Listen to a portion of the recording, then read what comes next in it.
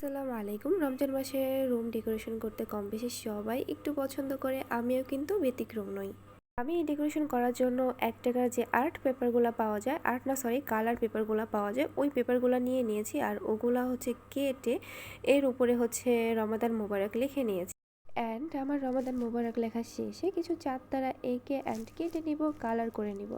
তো এগুলো হচ্ছে গোল শেপের যে কোনো কিছু নিয়ে চারটা এঁকে নিলেই হবে, আর তারাটা হাত দিয়ে শেপ করে কেটে নিলেই হবে। সো এগুলো হচ্ছে আমি রং করে নিচ্ছি। এগুলো রং করার শেষে আমি যে রমাদান মোবারক লিখে রেখেছিলাম ওইগুলোর মাথায় কিছুটা ভাঁজ করে নেব, এরপরে কিছু টেপ দিয়ে সুতা দিয়ে এটাকে আটকিয়ে দিব।